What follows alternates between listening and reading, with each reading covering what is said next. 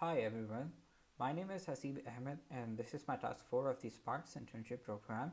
In this task, we have to perform exploratory data analysis on the global terrorism dataset.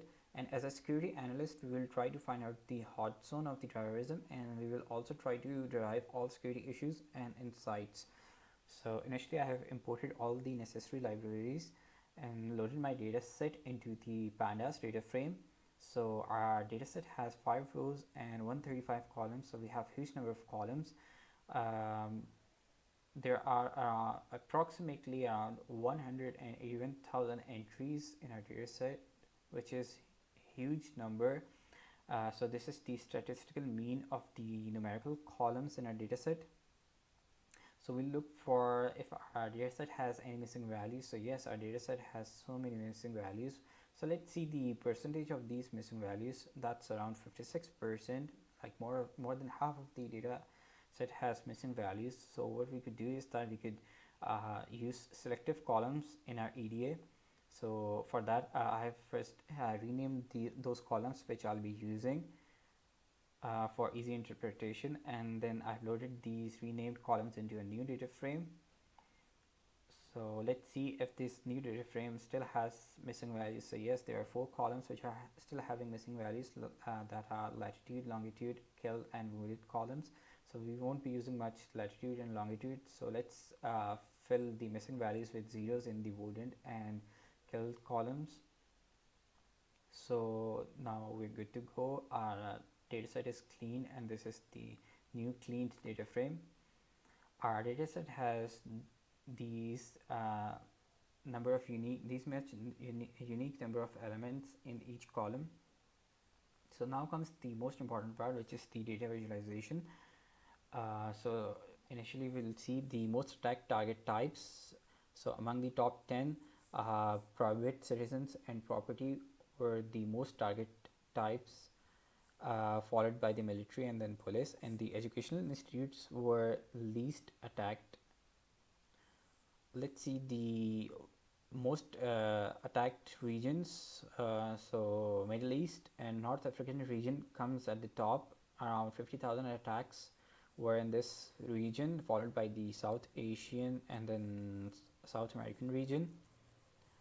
So let's see the number of attacks throughout the years in the Middle East. So I have created a new data frame for the Middle Eastern region, and let's see.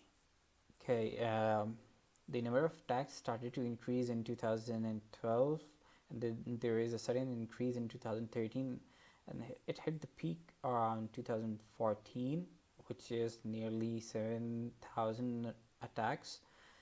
And then after that, the numbers started to decrease, but still the value is too high in 2017.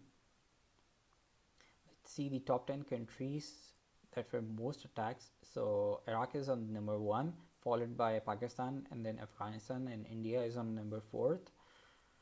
Turkey is least attacked among the top 10. Let's see the number of attacks in Iraq over the years. So I have created a new data frame for Iraq. So the number of attacks started to increase in 2003, and then there is a sudden increase in 2013.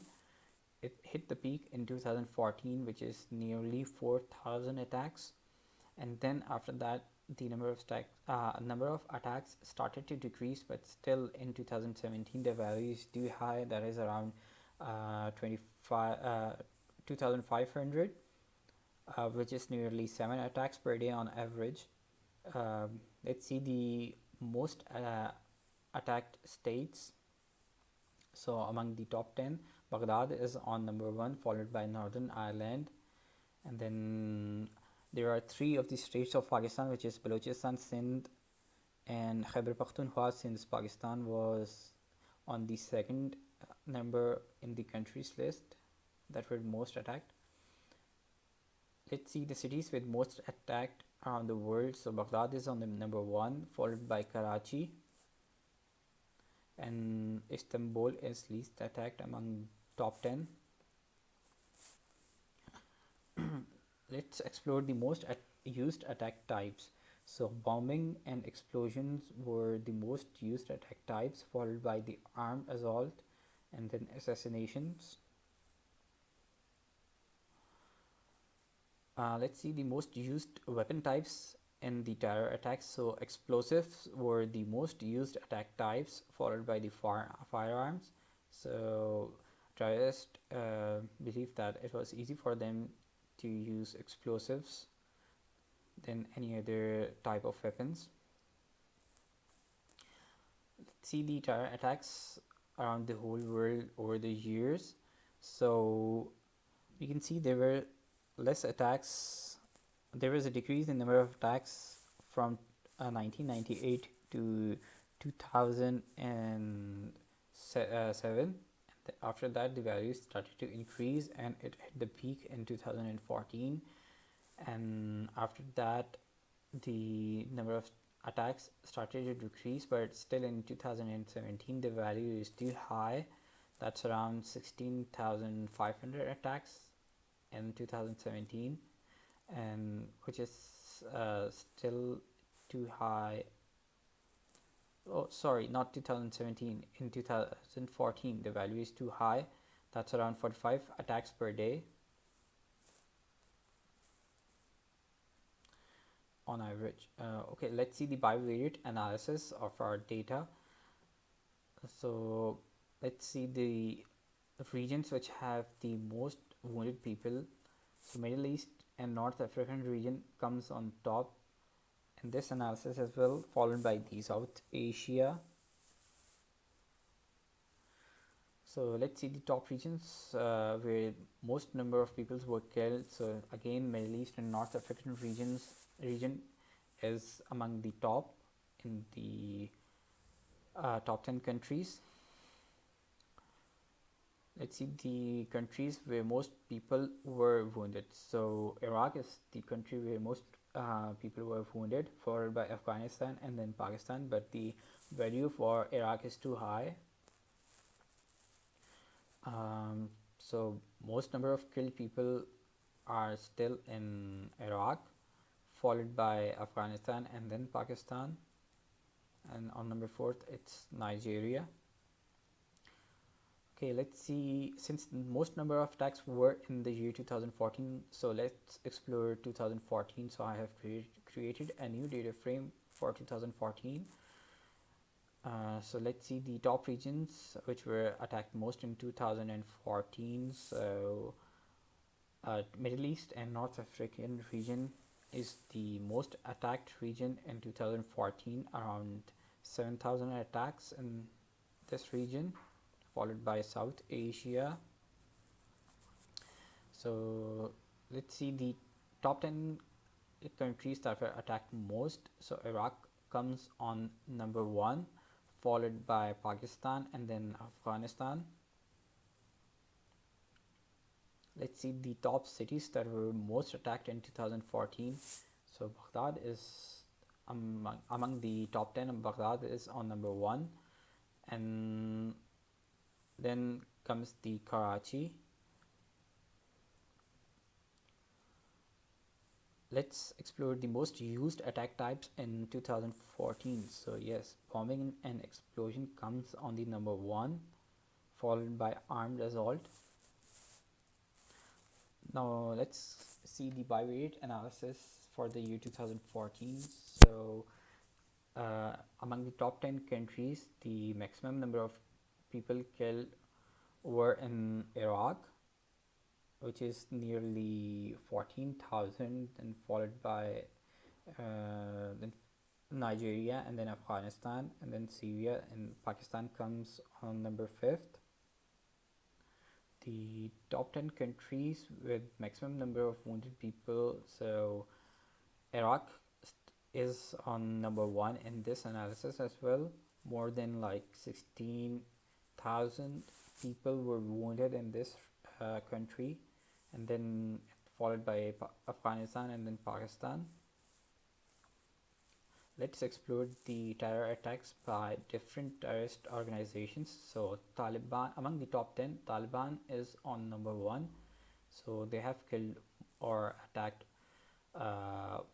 Most of the times they have attacked on different regions. Let's create a new data frame for Taliban and let's have a closer look at Taliban. So over the years, the attacks by Taliban started to increase. In the year, there was a sudden increase in 2012 and then hitting the peak in 2015, like more than 1200 attacks were by this Taliban group. And after that, the number started to decrease, but still in 2017 the value is too high. That's around 900 attacks in this single year. Let's see the number of people killed by Taliban over the years. So there was a sudden increase in 2012 and the number of killed people by Taliban started to increase after that, and it hit the peak in 2015, which was like more than 5,000 people were killed in 2015. So the value is too high. After that the value started to decrease, but still the value in 2017 is too high. So let's conclude this EDA. So the private and citizens property were attacked most, followed by the military, police and government. And then Middle East and North African region was most attacked among the top affected region, and most people in this region were either killed or wounded. And Iraq was the country which was most attacked by terror attacks and had maximum number of killed and wounded people. The state and the city that was most attacked was Baghdad, and in the last decade, in that's 2004, and in the last decade, in the year 2014, there were most number of terror attacks, and that was around 16,500 attacks during this year, which means on average 45 attacks per day. So it's a huge value. The most common attack types was bombing and explosions, and explosives have been consistently the most popular weapon of choice for terrorists. Taliban became more active since 2012, and they are responsible for most of the terror attacks. So my recommendations are that since private citizens and property are being targeted consistently, so stronger security and surveillance should be provided, especially in the densely populated areas, and more surveillance is required, especially in the Middle East and North African regions. And there should be a strict border policy that should be implemented to prevent the movement of explosives between the regions in order to counter these terror attacks. So this is all for today. This is Hasib Ahmed signing off. Let's see you in the next video. Thank you.